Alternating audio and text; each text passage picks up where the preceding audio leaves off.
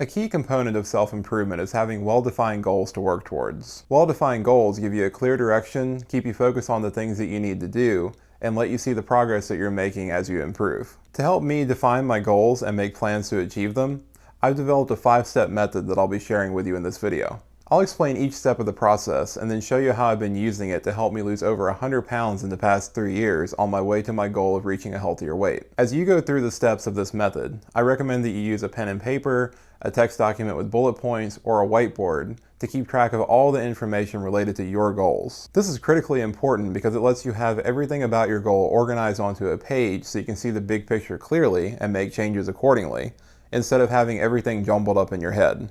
Step 1. Start by defining a goal in an area that you want to achieve in. This could be something like becoming a better student, learning an instrument, or quitting a habit like smoking. Think about why you want to achieve this goal. What would be the benefits of reaching it? For example, becoming a better student would help you earn better grades. Learning guitar would help you play your favorite songs like Wonderwall. And quitting smoking would help you breathe easier. Step 2.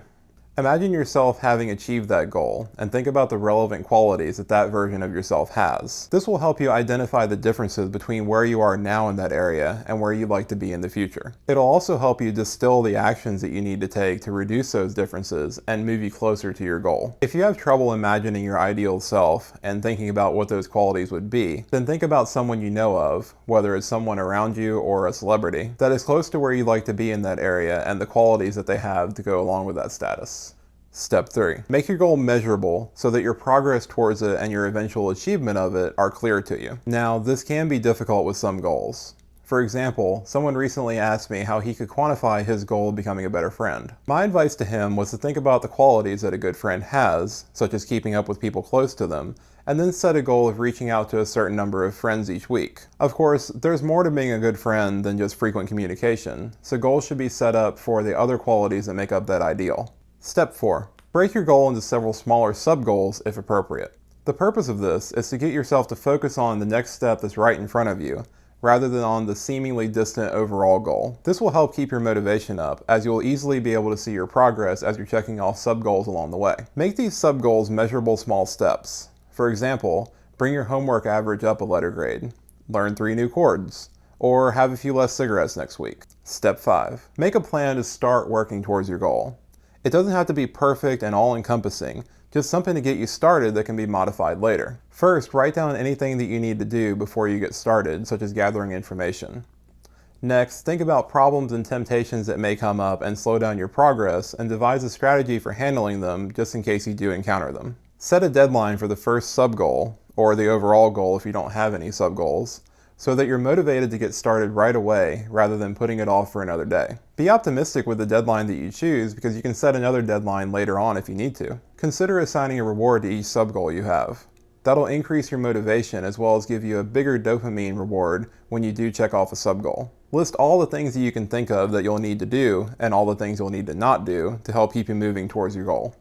From here, you can start making a schedule for your goal. Put a due date on all the initial tasks, note regular things that you'll need to do, such as daily or weekly habits, and also note the deadline that you set for your first sub-goal. Once you have your goal defined and planned, make it visible to keep it fresh in your mind. You can do this by writing your goal on post-it notes and sticking them to your computer monitor, your bathroom mirror, and other places that you'll see them often. Just don't forget to replace them when you move on to the next sub-goal.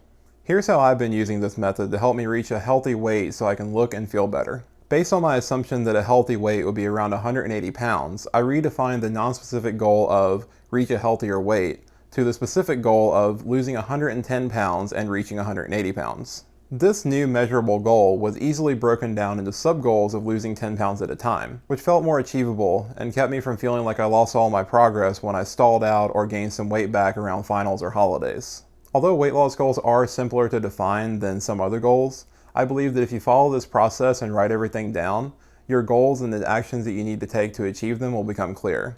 As a side note, but a very important one, don't make your happiness reliant upon achieving a goal.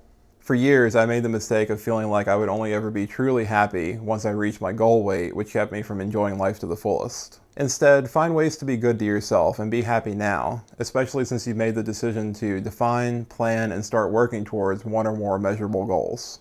I'll go more in depth into the individual steps of this process, as well as some specific examples of its application in future videos.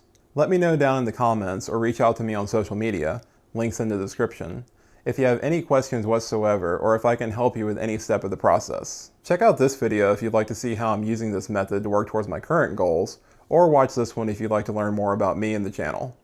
Subscribe if you haven't already, and I'll see you in the next one.